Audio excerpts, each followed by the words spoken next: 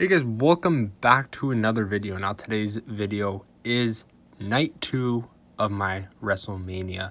If you guys don't know, I did a night 1 about 4 hours ago. I'll link it in the description. Something I don't actually do at all.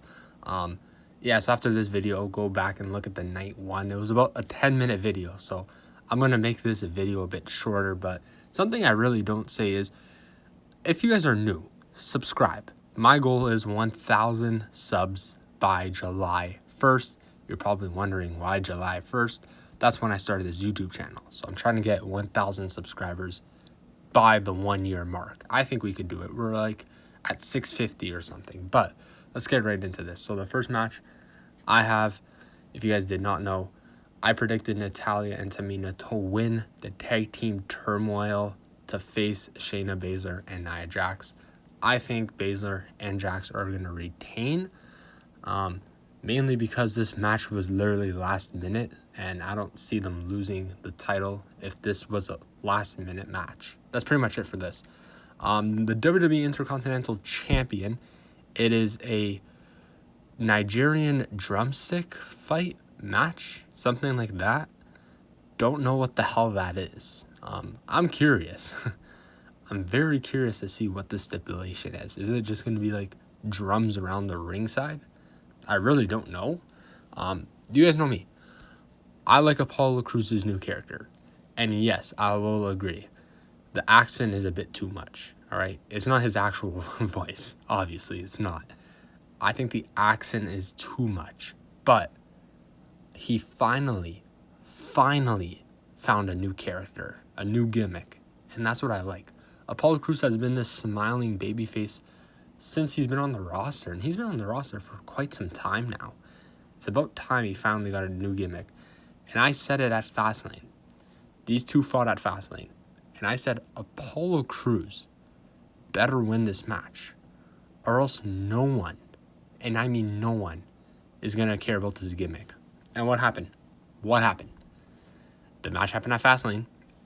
Not only did Apollo Crews lose, it was a botch ending.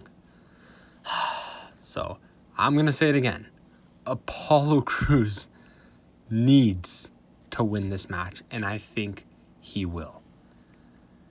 The WWE United States Champion, Riddle versus Sheamus. We've seen this 2 weeks ago on Raw. I don't like Matt Riddle's character at all. Sheamus has been giving us the best matches on Monday Night Raw, and he's been giving us the best matches of his career. Riddle and Sheamus, they do have good chemistry in the ring. We saw that 2 weeks ago on Raw. As much as I don't like Riddle's character, he is a good performer, and this is going to be a good match. Definitely not match of the night, but I think I have Sheamus winning just because he's been giving us incredible matches on Raw, and I think he deserves it. The WWE Raw Women's Champion, Asuka versus Rhea Ripley. Now, I mean, this storyline, there is no storyline. It's literally Rhea Ripley debuted, and she challenged Asuka for the title. I think they debuted her. I think Rhea Ripley was supposed to debut after WrestleMania. We were supposed to get Asuka versus Charlotte Flair at WrestleMania. Surprise, surprise. But Charlotte Flair had COVID and couldn't make WrestleMania this year. So I think that was the plan. You know, Rhea Ripley was going to debut after and have Charlotte versus Rhea Ripley. But it is what it is. I think Rhea Ripley's going to win. Because what's the point of calling up someone new just to make her lose on her first match at Mania? We saw her lose last year at Mania to Charlotte for the NXT champion. I think Rhea Ripley's going to win. But if Asuka does win, I think we will see a return. And I'm talking about Becky Lynch. I think we'll get Becky Lynch versus Asuka at Money in the Bank. But that's if Asuka wins. If she doesn't, Rhea Ripley will retain. Next match, Kevin Owens versus Sami Zayn, Logan Paul at ringside. Now, Kevin Owens and Sami Zayn have been best friends for like over a decade. These two have very good chemistry in the ring. But it's not going to be like a Cesaro versus Seth Rollins match. Just because Logan Paul's at ringside. We're going to get some, something. We're going to get like an interference or something. And I think Kevin Owens is going to win the match. I think Logan Paul will turn on Sami Zayn. I don't think Logan Paul is even a heel. I don't know anymore. But I'm more curious than this match than the Bad Bunny match. I'd rather have Logan Paul than Bad Bunny. I think Kevin Owens is going to win with the help of Logan Paul. And then Sami Zayn's documentary crew will pick that up. I can't wait for this documentary. I don't know about you guys. I'm loving this Sami Zayn character. Bray Wyatt versus Randy Orton. So, we're going to see the new Fiend, the burnt up Fiend. I don't know if there's a stipulation. They haven't announced one. So, I don't think we're going to get a normal match, but I don't think we're going to get a cinematic match because there is a crowd. I don't know. Just please no worms. Remember that match at WrestleMania? Oh my God, I forget what Mania that was, but that was a terrible match. Let's hope that does not happen this year. Please no red lighting. It hurts my eyes. But obviously the Fiend's going to win, his new character. So I'm just curious to see what happens to Randy Orton after the match. Because I don't know if you noticed, but whoever faces the Fiend, after they change. Look at Finn Balor. He changed after he faced the Fiend at SummerSlam. He's not even on the WWE roster anymore. He's on NXT. Daniel Bryan changed when he faced the Fiend. He had his long hair, his long beard. And then when he came back, he shaved it. So I'm curious to see what's going to happen to Orton. Maybe he might join the Fiend and Alexa Bliss. Maybe. But, Randy Orton does deserve some time off. So I'm fine if he takes time off and then he comes back. I'm just curious to see how Randy Orton will come back.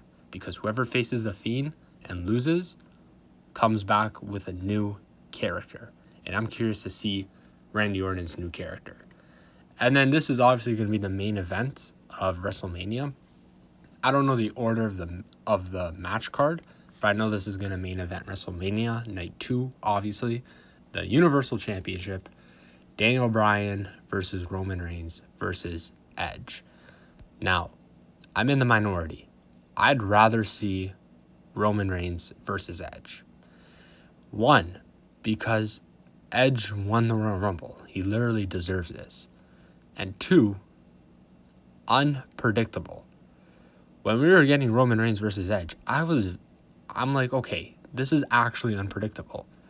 There's Edge, his comeback story, had to relinquish the championship, came back, tore his tricep, out for another 6 months, won the Royal Rumble at number 1, now facing Roman Reigns at WrestleMania. You have the comeback story, and then you have Roman Reigns, the new character, the new gimmick.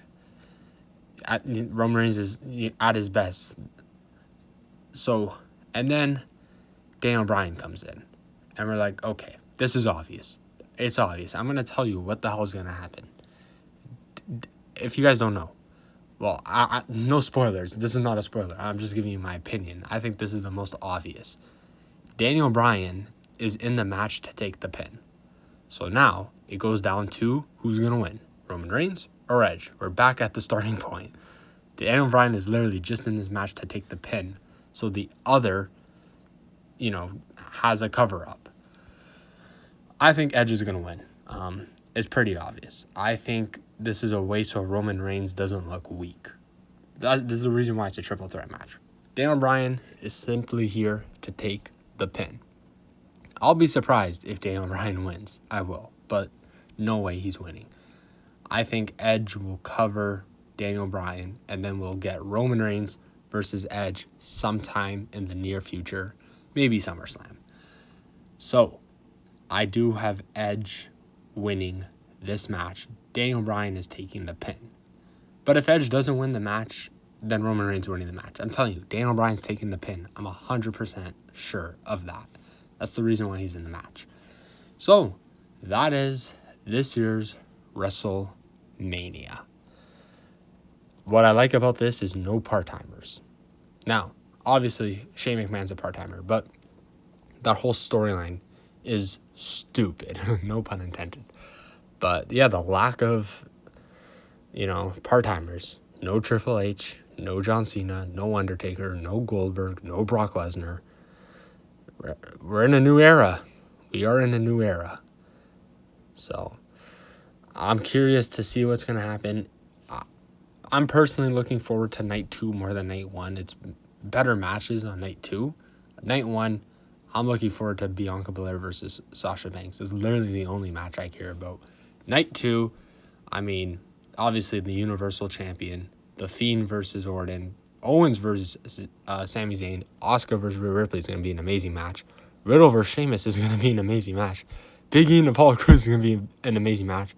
And then you have the women's tag team. Let's not talk about that. So yeah, night 2 is definitely the better night of WrestleMania. But tell me what you guys think.